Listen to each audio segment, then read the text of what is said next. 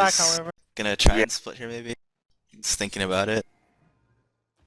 But Mojo's already on top of that. They have their Rit getting back, getting ready to snare the Fire Ellie if he decides to go out the portal. Well, that's a curious thing about being in this choke point. The Fire Ellie should be able to release, some really decent Rod Gorge to get a little pressure on. That may have been a part of what happened to get him back, though I didn't really see it with my own eyes. I kind of presumed by the situation. Yeah. Looks like Mojo's a little hesitant to push into this choke here with that Fire Ellie. Well, they have such an advantage, and it is, single in quarterfinals. They just have no reason to play it recklessly. Exactly. With all the front NPCs down and massive morale advantage, I assume a couple SIGs are down too. Though, I mean, eventually at some point they're going to have to push in because you can't just stand there until 28 because that gives the opportunity for some crazy stuff to happen once it gets that late in the game. Fire Ellie is a real wild card when it comes to base races if it does come down to that. And it looks like if I were in SoSo's place, that would kind of have to be my long-term contingency, somewhere around the 20-minute mark if I could hold out until that long without getting too much DP or losing NPCs. Go for some kind of all-in push. Yeah, that's really SoSo's only two options right now. They either have to hope that Mojo stupidly pushes in at a bad time and Miracle wipes after time, or they just need to wait until the end of the game to try and make a mad dash to Mojo's base and hopefully either get more lord damage or cause some kind of havoc to kill the guild lord.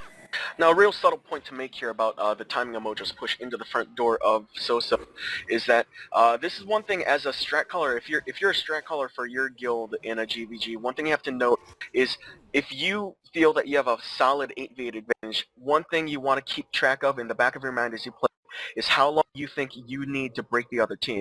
Right now, it seems like Mojo felt like it would take them in a solid 8v8, it would take them around a minute and 40-50 seconds to break. That's why they pushed in when they did to try and wipe them after time. Like, that's kind of like this sort of fine-tuning. As you play with your guild and gain experience with them, you sort of have a feel for how much offense your team can put out. So that's one of the things you really need to keep in mind. The enemy bars, as you tab around, figure out how much pressure you're putting out. So it's really a subtle point, but if you really need to seal the deal for any game, just make sure you remember these things. Right now would be the ideal time for SoSo's Fire Ellie to be back in the base with all of them in that choke, and there's a Knight aggro too. That Knight is really far out there. Yeah, Mojo are keeping an eye on it though with the Assassin and the Ritualist. Assassin seems to commit to the base now though. Automatic response. It looks like the Fire Ellie has pushed out not beyond the point of no return, but they might get their kill on this Ritualist here. The Necro and out the portal. This is dangerous. He did use his Meteor right away though, which is kind of... Yeah, he really should have saved that for when it got lower. Looks like he's gonna get some shackles on as some offense from SoSo is collapsing. You have the Necro and the Assassin. Oh, and dropped on Resilient. Gets the... And it looks like they might be able to turn this around on the Assassin if the Ellie can do a little kiting. He'll breeze on himself and starts running away. Runner of SoSo coming to support. Coming out through the teleporter, and it looks like they got the runner rezzed for blue. And right now, if I were SoSo, I would have to be content with the slight morale recovery that this gives me, and just play it safe. But they're in a terrible position here. And gets a unlucky interrupt. Very nice infuse, well timed. He was so close to dying there. Yeah, getting a kill on the Ritualist definitely helps a little bit. I mean, they all get plus 2% morale from that, but I mean, there really needs to be a lot more done if they're planning on winning this game.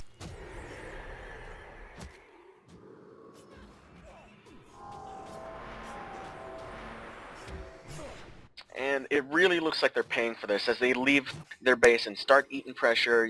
People get close to dying with the DP that they've got, and so many casters on their team there, and quite unable to make any sort of pressure.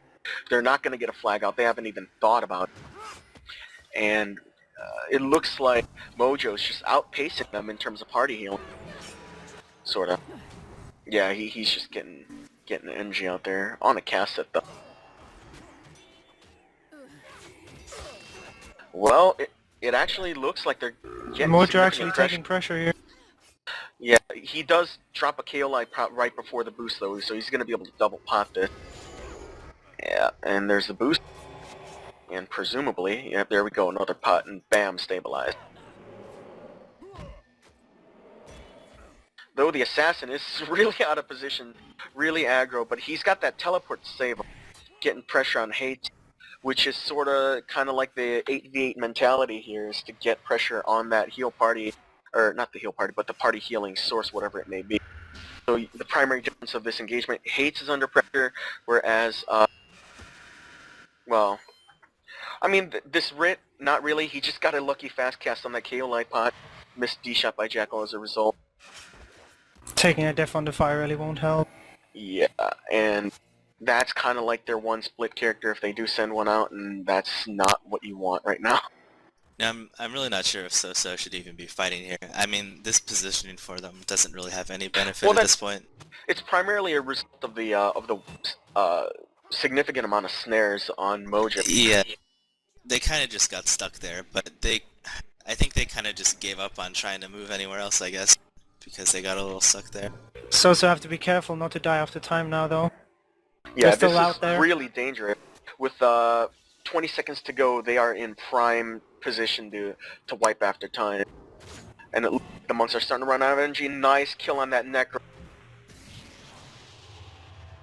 And really quite unfortunate. It just feels like they were out of energy. Like they could not save him.